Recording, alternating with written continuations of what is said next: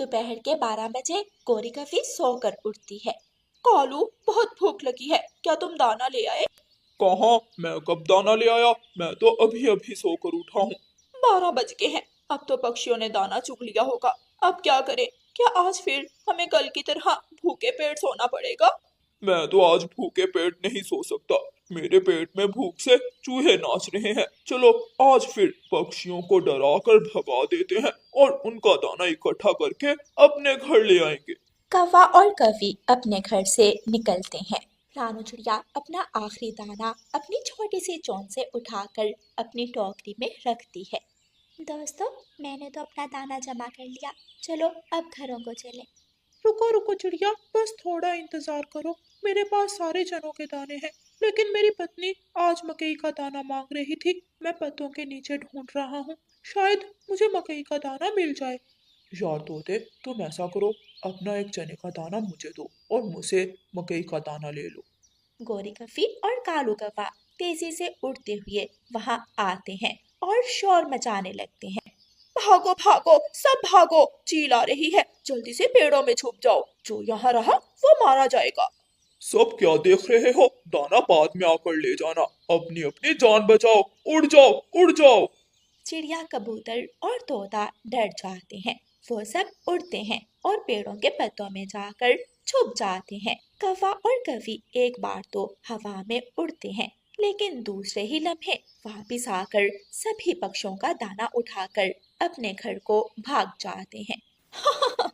देखा देखा कालू, ये मेरा आइडिया था। हमने कैसे पक्षियों को पागल बनाकर उनका दाना हथिया लिया। तुम्हारा नहीं, ये मेरा आइडिया था। मैंने कहा था कि चलो पक्षियों को जाकर डराते हैं। गोरी, हम हर रोज ऐसे ही करेंगे। पक्षी चील से बहुत डरते हैं। हम चील का नाम लेकर पक्षियों से दाना छीन लिया करेंगे। काफी देर के बाद रानू चिड़िया पत्तों से ऊपर अपना सर आहिस्ता आहिस्ता निकाल कर देखती है। वहां तो कोई भी नहीं है, शायद चील चली गई है। बाहर आ जाए, आप सब बाहर आ जाए, चील चली गई है। रानू चिड़िया जल्दी से नीचे उतरती है। तोता और कबूतर भी पेड़ों से निकलकर आ जाते हैं। कहाँ गया मेरा भोजन? कहाँ गया? तोता ऊंची आवाज में ऐसे कहता है। मेरी भोजन की टोकरी भी गायब है। तोते और कबूतर, कौवा और कवि कहाँ है? अभी थोड़ी देर पहले तो वो यहाँ ही थे। जब मैं पेड़ के पत्तों में छुपा तो मैंने उन्हें पीछे की तरफ जाते हुए देखा था। मुझे तो ऐसे लग रहा है जैसे कौवा और कफी हमारा भोजन उठा कर ले गए हैं। चलो जल्दी से हम उनके घर जाकर देखते हैं। तीनों दोस्त उड़ते हैं और कौवों के घर पहुंच जाते हैं। रानू चिड़िया कालू कौवे के दरवाजे पर दस्तक देती है। गोरी कवि दरवाजा खोलती है। गोरी बहन, आप हमें वहां छोड़कर घर आ गई, और हमारा भोजन कहाँ है? भोजन? कौन सा भोजन? मुझे क्या पता, मैं तो तुम्हें बताकर उसी लम्हे वापस लौट आई थी। इतनी चालाक मत बनो, मुझे सब पता है। तुम ही ने हमारा भोजन चुराया है। चुप कर जा, गंदी आंखों वाले कबूतर। भलाई का जमाना ही नहीं, एक हमने तुम्हारी जान बचाई और दूसरा तुम हम ही पर इल्जाम लगा रहे हो। हमें क्या पता कहाँ है तुम्हारा भोजन, जाओ जाकर ढूंढ लो। गोरी कवि गुस्से में दरवाजा बंद करती है और वापस घर चली जाती है। चिड़िया, तोता और कबूतर वहां से चले जाते हैं। मम्मा, भूख लगी है, दाना कहाँ है? मम्मा, आपने कहा था जब आप लौट कर आएगी तो आप हमारे लिए दाना लाएगी। मैं शर्मिंदा हूँ बच्चों, आज मैं आपके लिए दाना नहीं ला सकी। मैं जैसे ही दाना लेकर उड़ने वाली थी तो वहाँ कौवे आ गए। कौवों ने शोर मचाया कि चील आ रही है, इसलिए हमें पेड़ों में छुपना पड़ा और हमारा दाना कोई चुरा कर ले गया। लेकिन मम्मा, हमने तो जंगल में चील की आवाज नहीं सुनी। मम्मा, जब चील आसमान में बोलती है तो हम उसकी आवाज सुन लेते हैं। आज तो जंगल में चील नहीं आई। शायद बच्चों, चील ऊंचाई में होगी, कौवों ने देखी थी, इसलिए तो उन्होंने हमें बताया। दूसरे दिन तोता घने पेड़ की डाल पर छुपा बैठा अपना मीठा अमरूद खा रहा था। गोरी कवि वहां चली जाती है। तोते, मैं अभी अभी पहाड़ों की तरफ से आई हूँ, वहां मुझे चील मिली थी। गोरी, मेरे सामने चील का नाम मत लिया करो, मुझे चील से बहुत डर लगता है। सुनो तो तोते, इसीलिए तो मैं तुझे बताने आई हूँ। चील तुम्हें ढूंढ रही है। उसे तुम्हारे हरे पंखों की जरूरत है। उसने मुझे बताया कि वो तुम्हारे पंख काट कर अपने सर पर लगाएगी। गौरी, क्या तुम सच बोल रही हो?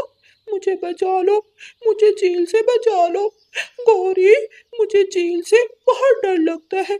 लाओ अपना अमरूद मुझे दे दो। मैं ये अमरूद जाकर चील को दे देती हूँ और उसे बताती हूँ कि ये अमरूद तोते ने तुम्हारे लिए भेजा है। चील खुश हो जाएगी और तुम्हारी जान छूट जाएगी। तोता जल्दी से अपना अमरूद गौरी कवि को दे देता है और गौरी कवि वो अमरूद उठाकर वहां से भाग जाती है। तोता लंबी सांस लेता है। बच गया, आज तो मैं चील से बच गया। अगर चील मुझे पकड़ लेती तो मेरे सारे पंख काट कर अपने बालों में लगा लेती। फिर तोता अपने घर की तरफ उड़ जाता है। घर जाकर गौरी कवि आधा अमरूद खुद खा लेती है और आधा अमरूद अपने पति कालू कव्वे को दे देती है। हम्म, देखना गौरी, देखना कल मैं कबूतर को कैसे डराता हूँ। तोते की तरह कबूतर भी अपना भोजन मुझे दे देगा। सभी पक्षी चील से बहुत डरते हैं। चील का नाम लेना और कबूतर से कहना कि चील कबूतर को ढूंढ रही है। देखना फिर कबूतर अपना सारा भोजन ही तुम्हें दे देगा। इसी तरह दूसरे दिन कालू कौवा कबूतर के पास जाता है। चील का नाम सुनकर कबूतर डर जाता है और कबूतर अपने सरसों के दाने कालू कौवे को दे देता है। कौवा आसानी से कबूतर का भोजन लेकर वहां से भाग जाता है। कौवों ने तो काम ही बना लिया था। वो हर रोज किसी न किसी पक्षी को चील से डराकर उसका भोजन ले जाते।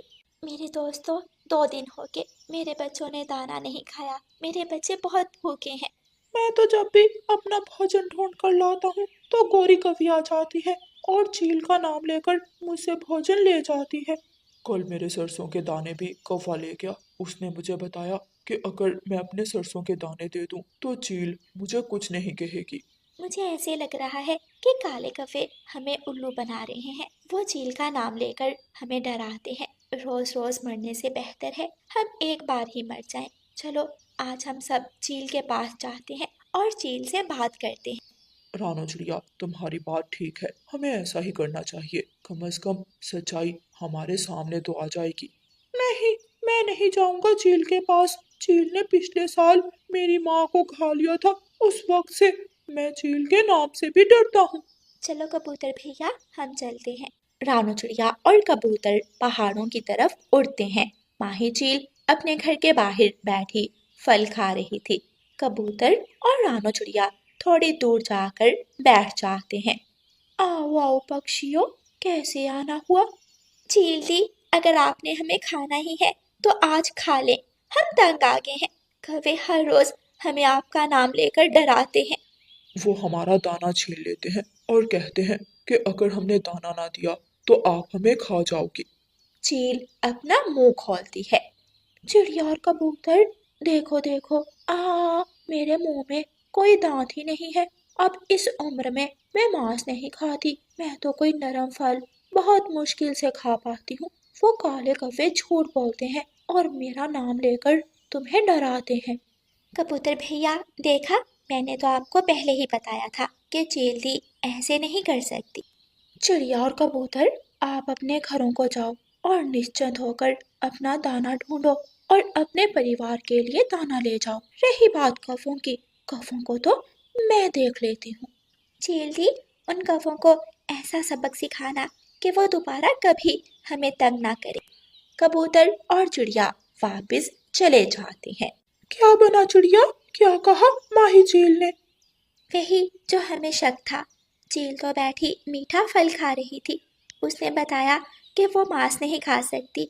उसके मुंह में तो दांत ही नहीं है। कालू कौवा और गौरी कवि झूठ बोलकर हमसे हमारा दाना छीन कर ले जाते हैं। क्या अब हम जंगल में दाना लेने जा सकते हैं? क्यों नहीं, चलो हम सब दाना लेने चले। सभी पक्षी मैदान में पहुंच जाते हैं और अपना अपना दाना इकट्ठा करने लगते हैं। थोड़ी देर बाद गौरी कवि और कालू कौवा वहां आ जाते हैं। चिड़िया चिड़िया, तुम्हारे घर के बाहर चील बैठी है। लाओ अपना दाना मुझे पकड़ा दो और जाकर चील को वहां से भगाओ। गौरी कवि, चील हर रोज हमारा माँ सिखाने आती है। क्या चील तुम्हें कुछ नहीं कहती? क्या तुम्हारी दोस्त है चील? हाँ हाँ, हमारे तो चील से पुराने संपन्न है, वो हमारी दोस्त है। तभी पीछे से माही चील लाठी लेकर आ जाती है और आते ही कव्वे और कव्वी की मूंछ पर एक एक लाठी जोर से मारती है। बेशरम कव्वो, मुझे बदनाम करते हो। इस बूढ़ी उम्र में भी तुम मुझे इज्जत से जीने नहीं देते। सब पक्षी मिलकर इनको पकड़ लो और इन्हें नानी याद करा दो। कालू, भाग भाग कालू, हम पकड़ेंगे, ये पक्षी हमें छोड़ेंगे नहीं। कौवा और कव्वी भागने की कोशिश करते हैं, लेकिन सभी पक्षी कौवों को चोंचे मार मार कर उनकी नानी याद करवा देते हैं। हाय कालू, मारा, जालिमों ने बहुत मारा, मेरी पूंछ तोड़ दी। देखो कालू, मेरे पंख पर भी चिड़िया ने चोंच मारी। हाँ गोरी, मेरे तो सर में बड़ी चोंच वाले तोते ने इतनी जोर से चोंच मारी कि मेरा दिमाग हिल गया। ऐसे कौवों को उनके किए की सजा मिलती है। प्यारे दोस्तों, अगर कहानी अच्छी लगी हो तो इसे लाइक, अपने दोस्तों के साथ शेयर और चैनल को सब्सक्राइब करना बिल्कुल मत भूलना। आपका धन्यवाद। माँ चिड़िया का पंख बड़े पेड़ के नीचे फंस गया था। माँ चिड़िया के बच्चे अपनी माँ के पास बैठे हुए थे। वो अपनी पूरी ताकत लगाते हैं, लेकिन वो बड़ा पेड़ छोटे बच्चों से हिलता भी नहीं। गुड़िया बेटी, आपसे नहीं होगा, आप जल्दी से जाएं। यहाँ पास ही कालू कव्वे का घर है, आप उसे बुला कर लाएं। मम्मा, मैं जाता हूँ। नहीं मेरे बेटे, आपको अभी रास्तों का नहीं पता, आप खो जाओगे। गुड़िया जाती है और कालू अंकल के दरवाजे पर जोर जोर से दस्तक देती है। क्या हुआ छोटी चिड़िया, क्या मेरे घर का दरवाजा तोड़ दोगी? अंकल, जल्दी मेरे साथ चलें। मेरी मम्मा का पंख बड़े पेड़ के नीचे फंस गया है। मेरी